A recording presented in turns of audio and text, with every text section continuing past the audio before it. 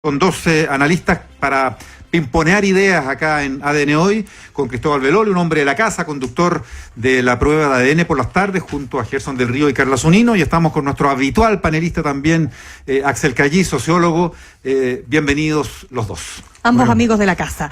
Sí. Partamos por el desastre de Rancagua. Yo sé que este ya puede resultar un lugar común, pero que cada día que pasa se le agregan más elementos a este desastre. Y quisiera preguntarles para partir respecto de un punto que yo creo que es relevante, y es cómo este hecho está dañando aún más la imagen del Ministerio Público, de este órgano persecutor, clave en la reforma procesal penal, que ha sido otrora, digamos, levantado como uno de los grandes cambios, ¿no es cierto?, que se han hecho en los últimos 20 años. Considerando además las disputas internas, la situación entre un fiscal regional y su subalterno, las acusaciones cruzadas con el fiscal nacional, ¿qué pasa con este órgano persecutor desde el punto de vista de lo que se ha instalado ahí en Rancagua? Axel Callí. Hola, buenos días.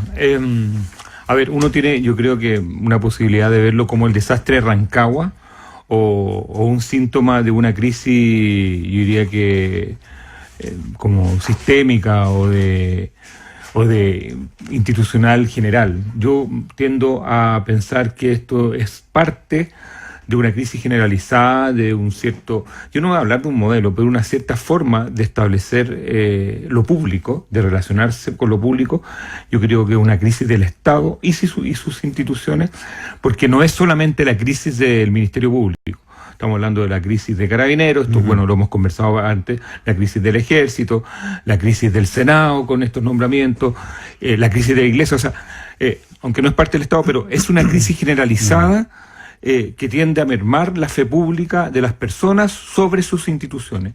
Y sabemos bien que un Estado, una nación, con instituciones mermadas, con instituciones que no obedecen a las expectativas ni al funcionamiento natural que éstas tienen que tener, es un país que no va a avanzar, que va destinado al subdesarrollo.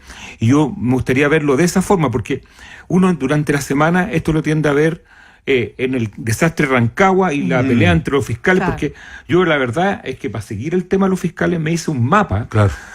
Y un mapa que no parte ahora, sino que parte el 2011, o sea, parte con las investigaciones de Gajardo, porque todos estos fiscales, los nombres se empiezan a repetir. Exactamente. Entonces, al final, para meterse en el foco, cuando uno se mete en el tema de los fiscales o cuando se mete en el tema del Poder Judicial dentro de la Corte de Apelaciones de Rancagua, los nombres se repiten. Entonces uno va viendo que el Ministerio Público, los lotes o las tendencias, porque yo siempre he criticado abiertamente la designación y la gestión del fiscal Abbott, como yo creo que ha sido la más desastrosa después de Saad Chaguán, y de hecho quedó consignado en la trazabilidad de los lobbies que hicieron para el nombramiento de Abbott.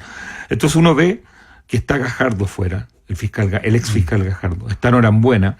Hay gente que ponía Norambuena, Arias y Gajardo dentro del mismo paquete, llamémosle, más aséptico. Claro, y muy protagonistas también. Exactamente, que tiene una Abbott, parece.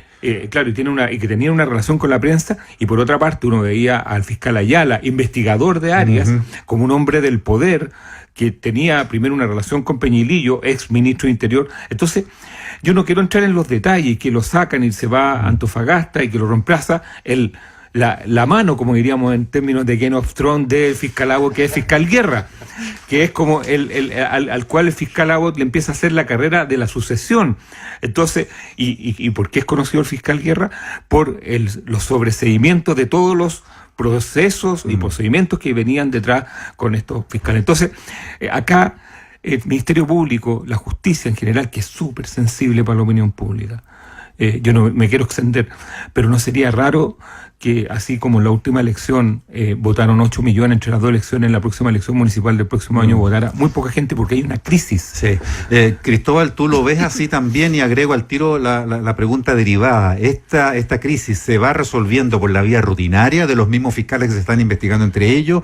¿O hace falta un remesón mayor, una suerte de convocatoria nacional, de otro acuerdo, de otra comisión Engel, planteábamos más temprano, o qué sé yo, de otro nuevo paquete legislativo?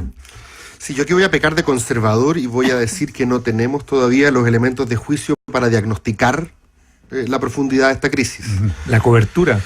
No sabemos exactamente qué es lo que está ocurriendo, todavía estamos en la dimensión telesérica. Capítulo por entrega. El Quijote de ayer, Claro. Arias, que se enfrentaba a estos molinos de la corrupción, hoy día es la manzana podrida. Mañana puede que vuelva a ser el Quijote, y los podridos son esta camarilla de fiscales que le quiere hacer la cama. Entonces todavía no conocemos el desenlace de la teleserie, y por lo tanto creo que el diagnóstico particular de lo que ocurre en el Ministerio Público todavía es muy parcial. Ahora, dicho lo anterior, por supuesto que uno podría meterlo en el gran marco de la crisis de las instituciones y de credibilidad de autoridades que hace un tiempo atrás representaban, básicamente, no decir que baluartes morales, pero sí representaban una jerarquía que nos parecía que tenía cierta razón de ser. Carabineros, la Iglesia. El Ministerio Público está experimentando por primera vez, yo creo, esto. Nunca había sido tan protagonista, digamos, en la interna. Es una institución nueva. Es una institución nueva, entonces, por tanto, de hecho, varios de los procedimientos que se están creando ahora, si no me equivoco, el que lleva, ¿cómo se llama? Campos, es nuevo. Primera vez que un fiscal investiga a otro. Ahora, Arias, curiosamente, va a beneficiar... Lo penal. Arias va a beneficiarse del hecho de que investigación y juicio vayan por cuerdas separadas, porque él va a tener el derecho a un juicio justo, porque los que lo van a juzgar a él van a ser jueces, no fiscales. Ahora, las instituciones son formadas por personas con ambiciones, vanidades, debilidades, como todos las tenemos. Lo que a uno le queda esperar es que aún así funcionen, como diría Ricardo I. Lo que a uno le gustaría esperar es que el termómetro marque la fiebre. Yo por lo menos en esto tiendo, quizás por deformación, pero tiendo a ver siempre el vaso medio lleno. Me gusta cuando el termómetro marca la fiebre, no me gusta que me la esconda. Prefiero saber que la tengo, porque si sé que la tengo, puedo tomar medidas al respecto. Yo sé que no somos Finlandia, pero me gusta cuando estas crisis se producen porque, en cierto sentido, nos dicen dónde está la pus. Es de todas maneras, pero les agrego un punto acá que para seguir profundizando en la crisis, justamente, ¿se nos olvida acaso que lo esencial parte por la acusación gravísima contra 3 jueces? O sea, estamos hablando hace ¿cuánto? ¿10 días? ¿Una semana? ¿Un poco más?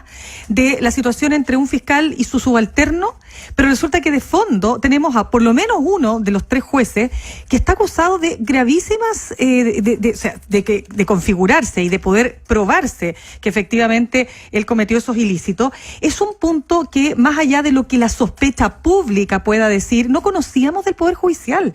O sea, se nos rompió de alguna manera el molde con esta acusación de lo que pasaba con la Corte de Apelaciones de Rancagua. Entonces, es tan delicado lo que está pasando con el Ministerio Público que dejamos de hablar de lo más importante. No digo que no sea importante el Ministerio Público, lo que pasa es que lo que pasa en una Corte de Apelaciones es de relevancia total y absoluta. Entonces, los jueces son los que resuelven lo que los fiscales plantean. Entonces, ¿qué es lo que pasa? O sea, tenemos 2 órganos del Estado que están eclipsados o están afectados por una acusación grave, Axel Callis. A ver, me da la impresión, aquí estamos hablando de una institucionalidad añeja y con muchos problemas, como el Poder Judicial, donde los actuarios tienen una cantidad de poder, está el tema relacionado con los notarios. Es decir, el paquete del Poder Judicial es algo que se viene diciendo sobre la discrecionalidad no solamente en los jueces de Rancagua, sino que en toda región. O sea, eso es para mí lo más grave. Pero el problema del Ministerio Público es que es una institución nueva, una institución que se hizo escaladamente, se pensó para que justamente las decisiones de los fiscales no estuvieran contaminadas con discrecionalidades de tendencia, camarilla y una serie de aprendizajes que se habían hecho en el exterior. Entonces, uno puede entender que dentro de esta forma de asignación de los cargos de los jueces, en general de regiones, operan vicios de 80, 90 años. O sea, y en ese sentido, yo ahí digo, bueno, acá lo que hay que hacer es una puesta al día, porque eso está muy estudiado. Pero por eso yo hago la diferencia entre el Ministerio Público, una institucionalidad nueva, súper diagnosticada y con ejemplos comparados, no solamente en Chile, o sea, no en América Latina, sino en otras partes, versus un elemento que tiene que ver con la administración de justicia, que viene con vicios que son muy antiguos. Ahora, hay 3 hebras que yo creo que se repiten en casos similares anteriores y que probablemente los vamos a seguir viendo. Una primera hebra es cuán protagonistas tienen que ser los fiscales. porque parece que es la misma hebra. Lo de Arias en cierto sentido es como un déjà vu de lo que pasó con Gajardo. Entonces hay una hebra interesante. ¿Está bien o está mal que sean protagonistas? ¿Está bien o está mal que tengan perfil mediático? ¿Está bien o está mal que tengan sus amigos en la prensa o esto sencillamente son celos de los jefes que no quieren que brillen? Esa es una primera pregunta. La segunda pregunta es lo de los parlamentarios caudillos, mezclándolo con lo de Letelier y los jueces de Rancagua. ¿Está bien o está mal que tengamos estos parlamentarios que se entronizan en ciertas zonas y construyen redes, no solo clientelares, sino también de influencia, en la cual su palabra es ley? Esa es una segunda pregunta que en un sistema que no tiene límite a la reelección también nos deberíamos hacer. Y tercera pregunta, el tráfico de influencias y trasvasije entre poderes. Y esto se suma a lo de Guzmán, si no me equivoco, Raúl Guzmán, sí, en el Senado, que es un fiscal que todavía no, es Álvarez. No, fiscal Raúl Guzmán. Raúl Guzmán, Claro. Metropolitano Sur. Que todavía está ejerciendo como fiscal. Raúl Guzmán. Claro. Y en su fiscalía se está viendo el caso de las asesorías truchas, si no me equivoco, de la asesoría legislativa me refiero.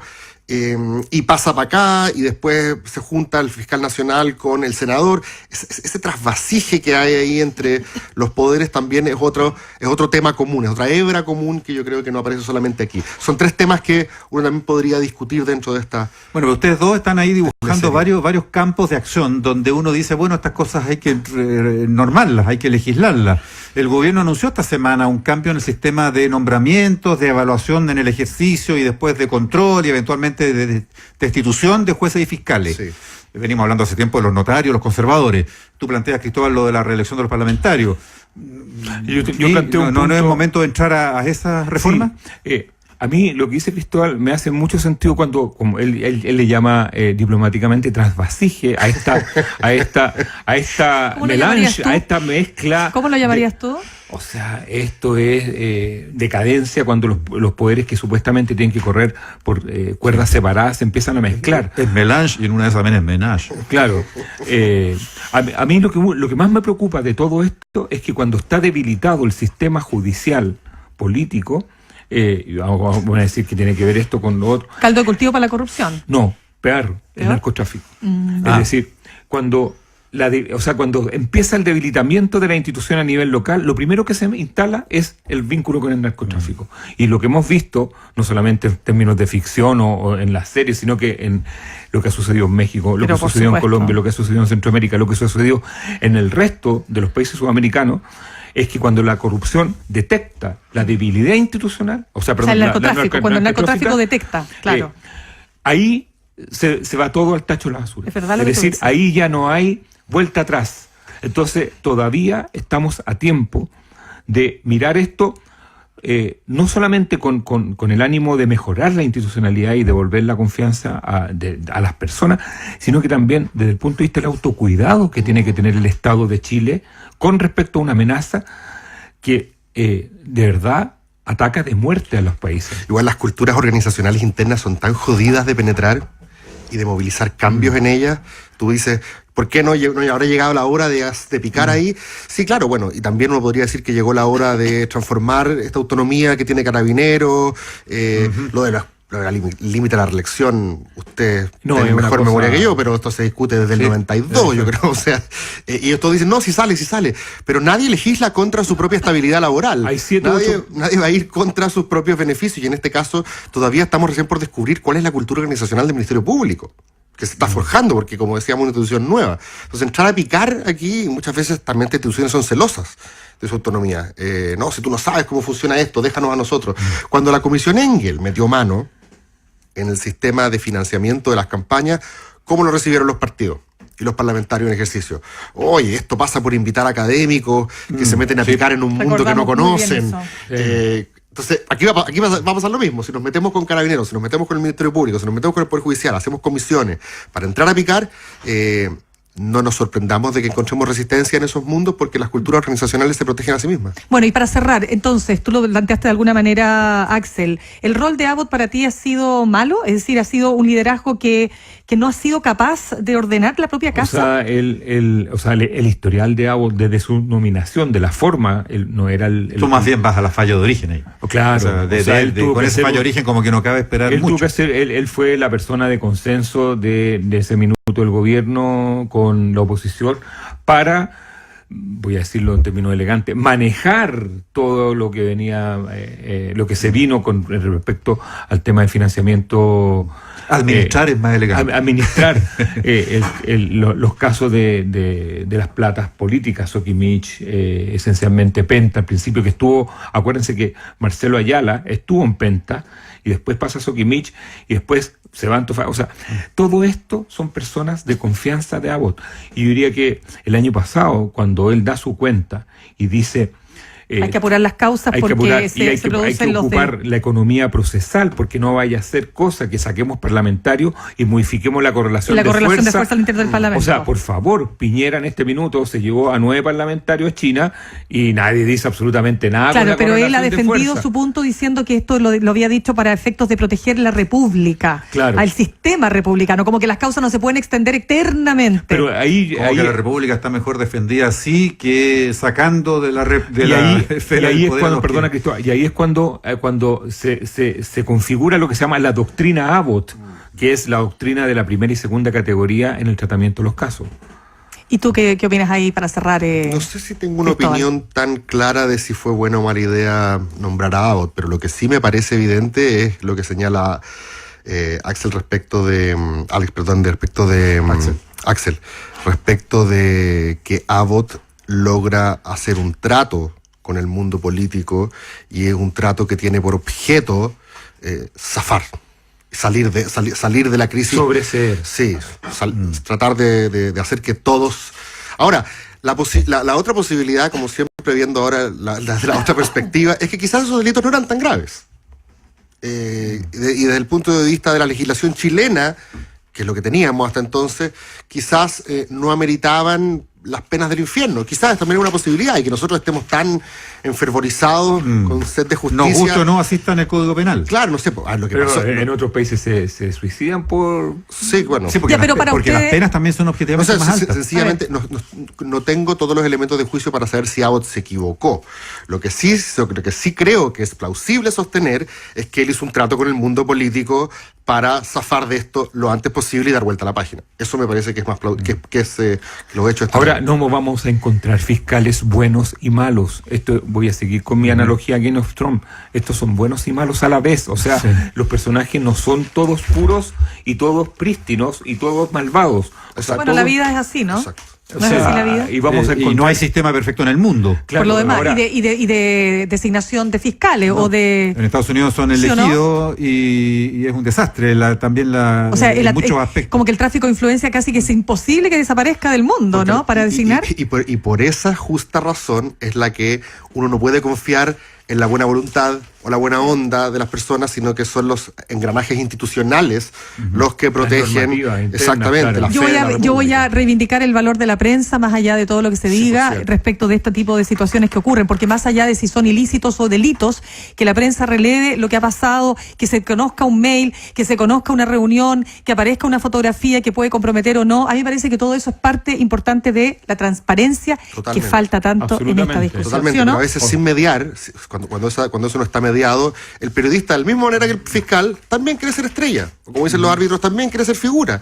Y por lo tanto, de repente, cuando eso entra a la opinión pública sin mediación, digamos, sin racionalización de lo que está ocurriendo, sin contexto, y aparece en redes sociales, todos agarramos la primera piedra que Pero por tenemos a eso, mano. por eso lo invitamos a ustedes Exacto, a esta no, no, por eso digo, conversación. por eso dijimos ¿Ah? al comienzo, poner para la poner la pelota pelota en el piso. En general, todos pecamos de esa vanidad, Pero y yo obvio. creo que eso es un problema. Pero en todo caso, yo, como dices tú, prefiero que se converse esto 100%. y que conozcamos que hay un síntoma, Absolutamente. que no saberlo y La que mugre revierte. arriba a la mesa y veamos Exacto. qué hacemos Ahora, con el La ella. problema verdad es que por no- delante. El problema es que no sabemos de qué tamaño es la mugre que debería estar encima de la mesa. Pero por lo menos sabemos que hay mugre. Así es. No es menor. Gracias, Axel. Gracias, Cristóbal, Gracias por a ustedes. acompañarnos.